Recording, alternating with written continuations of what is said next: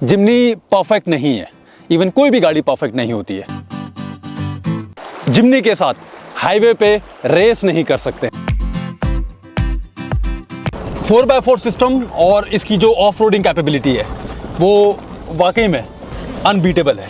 अब बात करते हैं जिमनी के माइलेज के बारे में, कितना ये माइलेज देती है। जिमनी प्रॉपर 4 लोगों के हिसाब से बनी हुई गाड़ी है। इन सारी जगहों पे गाड़ी से रिलेटेड मुझे ना कोई इलेक्ट्रॉनिक और ना कोई मैकेनिकल कोई इशू नहीं आया। अगर आपको किसी को ओवरटेक करना है तो उसके लिए भी आपको बहुत बार सोचना पड़ेगा, क्योंकि उस टाइप की पावर जनरेट नहीं करता है ये हाईवे पे ये इंजन। और फोर्ड सर्विस की जो मेरी कॉस्ट आई है, एक्चुअल कॉस्ट है वो है 10,297, जिसमें से जो सामान लगा है उसकी कॉस्ट है तकरीबन 3151 और जो लेबर कॉस्ट है वो है 5565 रुपये। अगर मैं आपको इस गाड़ी की सारी ही अच्छी बातें बताऊंगा तो आप बोलोगे कि मुझे मारुति वालों ने पैसे दिए हैं, स्पॉन्सर किया है।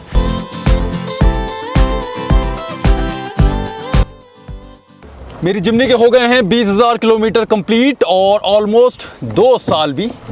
सो टाइम आ चुका है कि आपको जिमनी का ये 20,000 किलोमीटर चलने के बाद का रिव्यू और इसका सच मैं आज इस वीडियो में आपको बताऊं।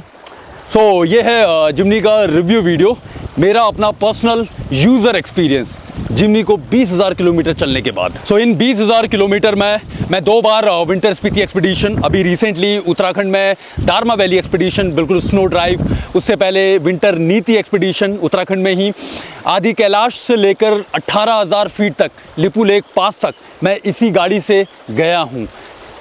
जो जो एक्सट्रीम लोकेशन हो सकती थी मैंने वो कवर की है इन 20,000 किलोमीटर में, इन तकरीबन 2 साल में। जितना ऑफ रोडिंग हो सकती थी मैंने किया है। तो क्या कभी इस गाड़ी ने मुझे निराश किया है? क्या ये कभी कहीं ब्रेकडाउन हुई है या कोई इशू आया है या विंटर स्पीति में -30 में स्टार्ट होने में कोई प्रॉब्लम हुई है? तो आंसर है नहीं। लेकिन हाँ, अगर मैं आपको इस गाड़ी की सारी ही अच्छी बातें बताऊंगा तो आप बोलोगे कि मुझे मारुति वालों ने पैसे दिए हैं, स्पॉन्सर किया है। हालांकि मैं उनसे बोल चुका हूँ यार इतने वीडियो बनते हैं कुछ तो दो, बट हम जैसे छोटे मोटे क्रिएटर को वो कहाँ घास डालते हैं। बट एनीवेज ये जो वीडियो है, आज का जो रिव्यू वीडियो है, ये कम्प्लीटली अनबायस्ड रहेगा, क्योंकि मैंने खुद के अपने 14-15 लाख रुपए इस गाड़ी में खर्च किए हैं। तो जहाँ पर आप इतना पैसा अपने किसी प्रोडक्ट में खर्च करते हैं तो आप उस प्रोडक्ट का जब आप उसको यूज़ करते हैं तो उसका अच्छा बुरा भला सब कुछ जानते हैं। और क्योंकि मैं इसको यूज़ करता हूं तो ये मेरा फ़र्ज़ बनता है कि मैं भी आप लोगों को इसके बारे में बताऊं, ताकि अगर आप कोई डिसीज़न लें तो वो कम्प्लीटली अनबायस्ड हो, क्योंकि गाड़ी में अगर अच्छाई हो सकती है तो गाड़ी में बुराई भी हो सकती है। सो करते हैं इस रिव्यू वीडियो को स्टार्ट। ये जो वीडियो है ये चैप्टर्स में डिवाइड होगा, जिसमें मैं इसके engine power, 4x4, reliability, mileage, comfort सब कुछ को कवर करूँगा, ताकि आप अगर इस वीडियो को देखें तो आप उस हिसाब से डिसाइड कर सकें कि आपको ये गाड़ी लेनी है या नहीं लेनी है। मैं बोल रहा हूँ इसलिए नहीं लेनी है, मैं तो खैर बोल भी नहीं रहा हूँ कि आप इस गाड़ी को लो, लेकिन हाँ आप रिव्यू ज़रूर देखिए और वीडियो अच्छा लगे तो चैनल को सब्सक्राइब कीजिए। विक्स ट्रैवल फिल्म्स, करते हैं वीडियो को स्टार्ट। तो सबसे पहले बात करते हैं जिमनी के इंजन और पावर की। जिमनी में आता है 4 cylinder 1.5 litre naturally aspirated engine जो प्रोड्यूस करता है 103 bhp की पावर और 134 Nm का टॉर्क। 5 स्पीड मैनुअल ट्रांसमिशन के साथ और 4 स्पीड ऑटोमेटिक ट्रांसमिशन के साथ आती है। इसमें आपको टर्बो नहीं मिलता, टर्बो इंजन नहीं आता है। सो अगर इस इंजन के कुछ फ़ायदे हैं तो कुछ ड्रॉबैक्स भी हैं, दोनों के बारे में बात करते हैं। ये जो 1.5 लीटर नेचुरली एस्पिरेटेड इंजन है ये काफ़ी रिलायबल इंजन है। मतलब आप किसी भी कंडीशन में हैं, जैसे मैं इन 20,000 किलोमीटर में एक्सट्रीम कंडीशंस पे गया हूँ, एक्सट्रीम ऑफ रोडिंग की है, कभी भी इस इंजन ने फेल नहीं किया है, कहीं भी ब्रेकडाउन नहीं हुई है। -30 डिग्री विंटर स्पीति में 1 पुश में स्टार्ट हो जाती है।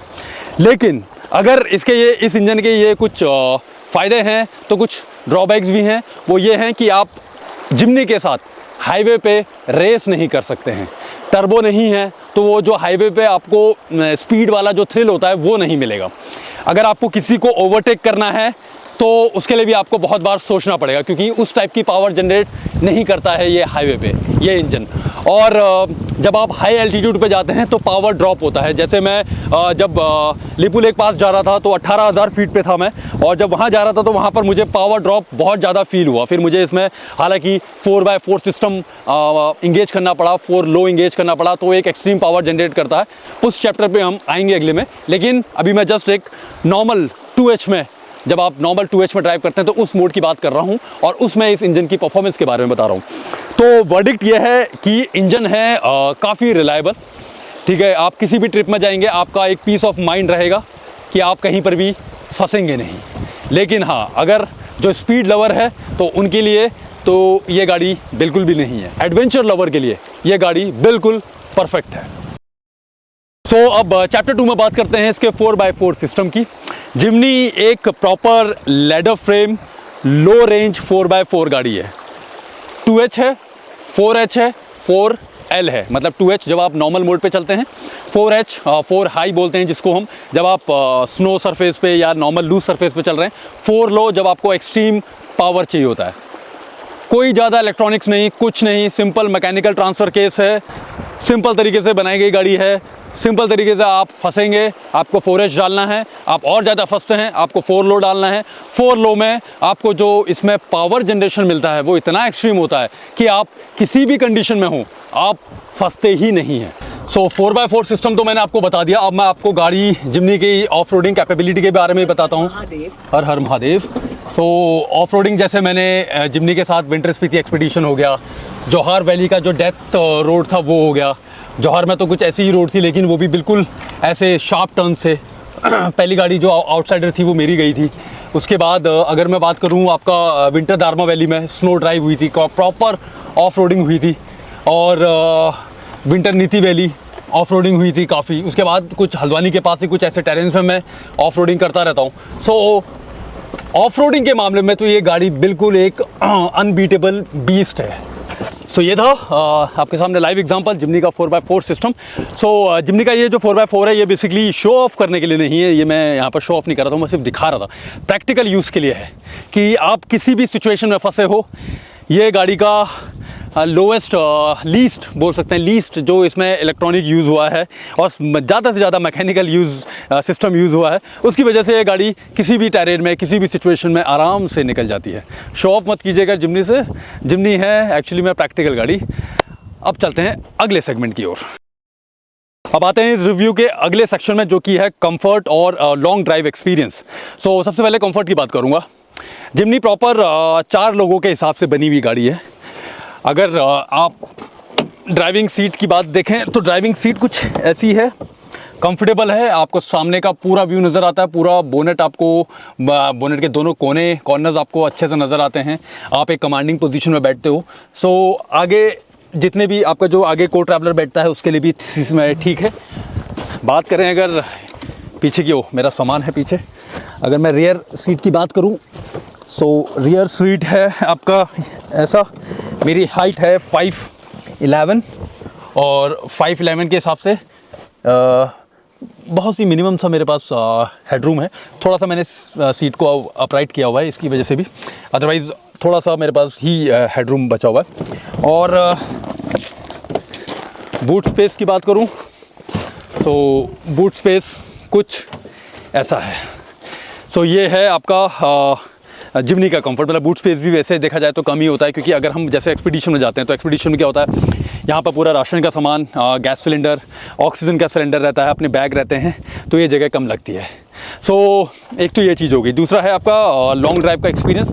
अब लॉन्ग ड्राइव का एक्सपीरियंस ऐसा होता है कि जैसे मैं स्पीति जाता हूँ जब, तो हल्द्वानी से शिमला मारता हूँ सीधा वन गो में, 500 किलोमीटर वो हो गया। और अभी जब लास्ट स्पीति एक्सपीडिशन था तब मैं काजा से सीधा हल्द्वानी आया था, 900 किलोमीटर का मैंने स्ट्रेच मारा था। तो ऐसा कोई प्रॉब्लम नहीं हुई थी लॉन्ग ड्राइव में। लेकिन ये होता है कि क्योंकि अगर आप 4 लोग होते तो ऑब्वियसली वो उस टाइम पे प्रॉब्लम इशू होते। हम लोग क्योंकि 2 लोग होते हैं, मैं ड्राइविंग पोजीशन पे, मोहित कैमरा करता है बगल में बैठ के, सो हमारे लिए कंफर्टेबल रहता है। 4 लोगों के हिसाब से लॉन्ग ड्राइव में इतना, जिसमें आप 1000 किलोमीटर तक के जा रहे हैं, तो उसमें थोड़ा सा आपको डिस्कम्फर्ट यूज़ हो सकता है। अब सामान के लिए, अगर आपका सामान नहीं आता है, आप लोग 4 लोग बैठे हैं, तो मैं ये सजेस्ट करूँगा कि आप ये जो रूफ टॉप कैरियर है आप इसको ज़रूर लगाएं, क्योंकि आपका मैक्सिमम सामान ऊपर आ जाता है। मेरे केस में तो रूफ टॉप टेंट लगा हुआ है, सो ये कोई ऑप्शन है नहीं, तो हमको तो सामान भी अंदर रखना पड़ता है। तो जनरली हम 2 ही लोग इसमें ट्रैवल करते हैं। अगर आप ऑफ रोडिंग कर रहे हैं तब तो आप सिर्फ 2 ही लोग जाएँ। तो ये है इसका कंफर्ट और लॉन्ग ड्राइव का एक्सपीरियंस। थोड़ा सा मिक्स्ड है, मतलब इतना ज़्यादा कंफर्ट नहीं है, लेकिन हाँ उन गाड़ियों के मुकाबले, जैसे कि थार हो गई आपकी जो कि 3 डोर है, तो उसमें तो फिर बिल्कुल ही पीछे आप बैठ ही नहीं सकते हैं, मतलब 2 लोग एक्स्ट्रा आप पीछे बैठा ही नहीं सकते हैं। सो उस केस में थोड़ा ठीक है फैमिली के लिए। अगर आप नॉर्मल सिटी में ड्राइव कर रहे हैं और आप नॉर्मल इधर उधर जा रहे हैं तो उस केस के लिए, कंफर्ट के लिए ठीक ठाक है। अब बात करते हैं जिमनी के माइलेज के बारे में, कितना ये माइलेज देती है। मेरी पर्टिकुलर कितना देती है, वैसे नॉर्मल जिमनियाँ कितना देती हूँ दोनों बता देता हूँ। सो मेरी गाड़ी में क्योंकि वेट है, ऊपर रूफटॉप टेंट है 55-60 kg का, तो ये हो गया। बाकी हमारा सामान रहता है पूरा एक्सपीडिशन का, सो हम लोग वेट कैरी करते हैं। तो मेरी जो ये गाड़ी है ये तो कभी भी 10-10.5 से ऊपर का माइलेज नहीं देती है। लेकिन जितने भी लोग और एक्सपीडिशन में हमारे साथ कनेक्ट हुए थे तो उन्होंने बताया कि उनकी जिमनी ने 14-15 ऐसा माइलेज दिया है। मतलब हाईवे पे आप मान के चलिए आपको आराम से 14-15 का माइलेज मिल जाएगा, और पहाड़ों पे आपको 11-12, 12.5 तक का आपको माइलेज मिल जाएगा, क्योंकि उनकी गाड़ी में वेट नहीं था। मेरी गाड़ी में ये स्टॉक टायर नहीं है, ये हैं योकोहामा के ATLT 215 टायर का साइज़ है। सो स्टॉक टायर नहीं है, बाकी वेट कैरी करता हूँ इसलिए मेरी गाड़ी कम माइलेज देती है। लेकिन हाँ, जनरली अगर आपके पास आप स्टॉक में गाड़ी चला रहे हो, ज़्यादा आपने मॉडिफिकेशन नहीं किया है, तो आप मान के चलिए आपको 14 से 15 का माइलेज मिल जाएगा। ऑफ रोडिंग जब हम करते हैं, जब हम 4x4 सिस्टम यूज़ करते हैं, तो उस केस में तो जो मेरी गाड़ी है वो देती है कम से कम 7 से 8 का एवरेज। और जिस गाड़ी में ऐसा कुछ वेट वगैरह नहीं होता है, उस गाड़ी का आप मान के चलिए उनका 9 से 10 का जाएगा एवरेज, क्योंकि आप ऑफ रोडिंग जब आप करते हैं तो आप वो एक्सट्रीम पावर जनरेट करते हैं, इंजन पे प्रेशर पड़ता है, तो उस केस में आपको ज़्यादा जो गाड़ी है वो ज़्यादा फ्यूल कंज्यूम करती है, तो उसमें तो आपको ज़्यादा फ्यूल लगेगा ही लगेगा। विंटर स्पीति का तो मैंने पूरा एक वो बनाया था कि मेरा कितना फ्यूल लगा था, तो मैं तकरीबन 2000 किलोमीटर का मेरा रन हुआ था विंटर स्पीति एक्सपीडिशन में, जो लास्ट दिसंबर में गया था। और 2000 में मेरा एग्जैक्टली 20,000 रुपये का ही मेरा पेट्रोल लगा था। तो एक विंटर स्पीति करने के लिए 20,000 रुपये का पेट्रोल मेरा लगा था। तो ये है इसका माइलेज। अब इस सेक्शन में बात करेंगे, जैसे बहुत लोग पूछते हैं मुझसे मैनुअल या ऑटोमेटिक। अगर मैं कोई एक 4x4 गाड़ी लेता हूं तो मैं प्रेफर करता हूं कि मेरे पास वो मैनुअल गाड़ी ही हो। उसका रीज़न है, जब आपके पास मैनुअल गाड़ी होती है तो आपका गाड़ी के ऊपर आपका फुली कंट्रोल होता है, मतलब गाड़ी आपके ही कंट्रोल में होती है। फिर आपका कुछ भी ऑटोमेटिक सिस्टम की कोई ज़रूरत नहीं। मतलब जहाँ पर भी आप फंसे, आपका पूरा माइंड यूज़ होगा, पूरा आपको जो उस टाइम पे चीज़ें लगेंगी वो आप यूज़ करेंगे गाड़ी की। लेकिन अगर आप जैसे ऑटोमेटिक क्या है, अगर आप सिटी में चल रहे हैं, हाईवे में चल रहे हैं, तो बहुत पीस है, बार बार गियर चेंज करने का झंझट खत्म, क्लच यूज़ करने का झंझट खत्म। लेकिन जहाँ पर आप एक्सट्रीम ऑफ रोडिंग पे आ जाते हैं, राइट, तो वहाँ पर फिर वो जो कंट्रोल है वो आपके हाथ में होता नहीं है। ऐसा नहीं है कि ऑटोमेटिक या मैनुअल में कोई डिफरेंस है जिमनी के, ज़्यादा डिफरेंस नहीं है। बस ये है कि आपके पास ज़्यादा कंट्रोल नहीं है, तो जो करेगी वो गाड़ी करेगी ऑटोमेटिक में। So for me manual better है मेरे हिसाब से। बाकी ये आपका चॉइस है कि आप मैनुअल में जाना चाहते हैं या ऑटोमेटिक में जाना चाहते हैं। अगर आपकी सिटी राइड ज़्यादा है तो आप डेफिनेटली ऑटोमेटिक ले सकते हैं, लेकिन अगर आपको ऑफ रोडिंग करनी है, गाड़ी पे कंप्लीट कंट्रोल चाहिए, तो फिर आप मैनुअल में ही जाएं। अब बात करते हैं रिलायबिलिटी की, मतलब 20,000 किलोमीटर में क्या चीज़ें ख़राब हुई हैं, क्या प्रॉब्लम हुई है, वो सारी इस सेक्शन में हम लोग कवर करेंगे। इन 20,000 किलोमीटर में वैसे मैंने बताया आपको, मैं winter Spiti expedition, winter Darma valley expedition, snow drive और 18,000 फीट लिपू लेक पास, दारमनीती वैली, तो ये सब कुछ किया है मैंने। सो इन सारी जगहों पे गाड़ी से रिलेटेड मुझे ना कोई इलेक्ट्रॉनिक और ना कोई मैकेनिकल कोई इशू नहीं आया। तो रिलायबिलिटी के मामले में तो मतलब मेरा एक पीस ऑफ माइंड रहता है जब मैं जिमनी के साथ ऐसी किसी सिचुएशन में जाता हूँ। ये डर नहीं रहता है कि गाड़ी बंद हो जाएगी। विंटर स्पीति में गए, हमारे साथ थार वगैरह भी थी। मैं गाड़ी को बुरा नहीं बोल रहा हूँ, बस मैं बता रहा हूँ। तो जैसे उनको वो जब वो -30 में जब कोल्ड स्टार्ट करते हैं तो थार को प्रॉब्लम होती है, ऑब्वियसली डीजल गाड़ी है, राइट। इसमें क्या है, आपका 1.5 litre naturally aspirated petrol engine है। सो आप कितना ही माइनस टेम्परेचर हो, कोई इशू नहीं है, गाड़ी 1 टच में स्टार्ट हो जाती है। इतनी ठंडे में, इतनी गर्मी में, किसी भी सिचुएशन में गाड़ी में मुझे आज तक कोई इशू नहीं आया है इन 20,000 किलोमीटर में। हाँ, अगर मैं बोलूँ कि क्या क्या पार्ट्स चेंज हुए हैं, तो जनरली ऐसा होता है कि मैं हर 6 महीने में इसके जो ब्रेक शू हैं वो चेंज करवाता हूँ, क्योंकि ब्रेक शू आपके ख़राब होते ही होते हैं। और ब्रेक शू की जो कॉस्ट होती है वो तकरीबन आप मान के चलिए 3500 रुपये पड़ते हैं। और ब्रेक शू ख़राब इसलिए होते हैं क्योंकि जिमनी मैं जो चलाता हूँ वो ज़्यादातर पहाड़ों पे चलाता हूँ, माउंटेन ड्राइव रहती है। ब्रेक्स का ज़्यादा यूज़ होता है क्योंकि कभी आप डाउन हिल हैं, कभी आप अप हिल हैं, कभी कैसा ही ऑफ रोड है, कभी कोई जगह पे हैं, तो ब्रेक्स काफ़ी यूज़ होते हैं। इसलिए 6 महीने में तो आप मान के चलिए आपको इसके ब्रेक शू, अगर आप इतना एडवेंचर कर रहे हैं, इतना ट्रैवल कर रहे हैं, तो आपको ब्रेक शू तो आपको चेंज होंगे ही होंगे। इसके अलावा और कोई पार्ट अभी तक तो नहीं लगा है। तो रिलायबिलिटी के मामले में तो ये एक कंप्लीट टिक है गाड़ी, मतलब पीस ऑफ माइंड रहेगा आपका कहीं पर भी आप जाओ। अब बात करते हैं इसकी सर्विस कॉस्ट की कि कितना इसका सर्विस कॉस्ट रहता है। सो स्टार्टिंग की जो 3 सर्विसेज हैं वो तो फ्री रहती हैं। फ्री मतलब उसमें आपका लेबर कॉस्ट नहीं पड़ता है। सो इससे पहले जो मैंने 10,000 किलोमीटर में करवाई थी वो मेरी 3rd सर्विस थी, और उसमें मेरा तकरीबन 5,000 रुपये का खर्चा आया था, जिसमें मैंने एक बार ब्रेक शू चेंज करवाए थे, तो 3-3.5 हज़ार के वो थे। बाकी अपना इंजन ऑयल वगैरह जो लगा था, लेबर कॉस्ट नहीं लगा था। सेकंड में भी ज़्यादा कुछ काम हुआ नहीं था, उसमें भी फ्री ऑफ कॉस्ट थी। पहली तो फिर बिल्कुल ही नील बैलेंस वाली थी, उसमें तो कुछ भी नहीं लगा था। जो अभी मेरी हुई है 20,000 किलोमीटर में, ये मेरी हुई है 4th सर्विस, और 4th सर्विस की जो मेरी कॉस्ट आई है, एक्चुअल कॉस्ट है वो है 10,297, जिसमें से जो सामान लगा है, मतलब जो इसमें चीज़ें लगी हैं, उसकी कॉस्ट है तकरीबन 3151 रुपये। और जो लेबर कॉस्ट है, क्योंकि आपकी जो 4th सर्विस होती है वो पेड सर्विस होती है, और लेबर कॉस्ट लगी है वो है 5565 रुपये। सो जो सामान लगा है वो तकरीबन 3,000 का, लेबर कॉस्ट है 5,500 रुपये की। टोटल टैक्स वैक्स लगा के जो पूरा मेरा सर्विस कॉस्ट बैठी 4th सर्विस में, वो 10,297, 10,297 रुपीज़। और चीज़ें क्या क्या लगी, जैसे मतलब अगर मैं जो 3,000 की बात कर रहा हूँ, जिसमें इंजन ऑयल चेंज हुआ है, air filter, AC filter, oil filter भी हुआ होगा शायद, और कुछ कुछ छोटी छोटी चीज़ें, और कोई बड़ा इसमें सामान लगा नहीं है। लेकिन जो लेबर कॉस्ट है वो महंगी है, क्योंकि जैसे कुछ डायग्नोस्टिक चार्जेस हैं वो आपके 1,000 रुपये के हैं।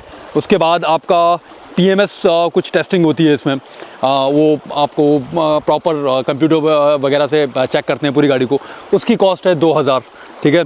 उसके बाद व्हील अलाइनमेंट 455 रुपये का, 450 रुपये का, और डोर ग्लास एडजस्टमेंट लुब्रिकेट जो शायद ये लोग यूज़ करते हैं कुछ 300 रुपये का।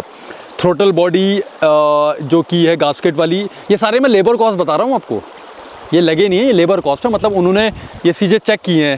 सो चलते हैं अब अपने अगले सेक्शन में। सो फाइनल वर्डिक्ट, जिमनी परफेक्ट नहीं है, इवन कोई भी गाड़ी परफेक्ट नहीं होती है, लेकिन जिमनी जिस पर्पस के लिए बनाई गई है उसमें ये अनबीटेबल है।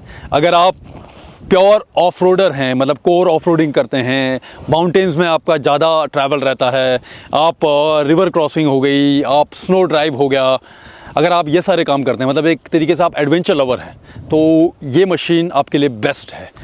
लेकिन अगर आप एक फैमिली के लिए गाड़ी देख रहे हैं जिसमें आप 5 लोग ट्रैवल करना चाहते हैं, या आपका हाईवे पे रन ज़्यादा है, या आपका सिटी पे रन ज़्यादा है, और आप को वो जो टर्बो इंजन की जो पावर होती है वो चाहिए कि आप किसी को भी ओवरटेक करें तो आप चुटकी बजाते आगे निकल जाएं, तो उस केस में ये गाड़ी आपके लिए बिल्कुल नहीं है।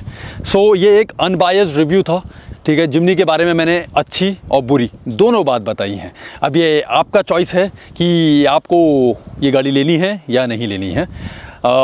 मेरा अभी तक 20,000 किलोमीटर का जो पर्सनल एक्सपीरियंस है वो अच्छा ही रहा है। छोटी मोटी चीज़ें तो होती हैं, राइट, वो हर गाड़ी में होती है, कोई भी चीज़ें परफेक्ट नहीं होती है, लेकिन हाँ, जिस पर्पस के लिए मैंने ये गाड़ी ली है उसमें ये बिल्कुल फिट बैठती है। तो वीडियो कैसा लगा आपको बताइएगा ज़रूर, और चैनल को सब्सक्राइब कीजिए विक्स ट्रैवल फिल्म्स। और इसके बाद के जो रिव्यू हैं वो 30,000 किलोमीटर में आएगा। मिलते हैं आपसे अगले सफ़र में।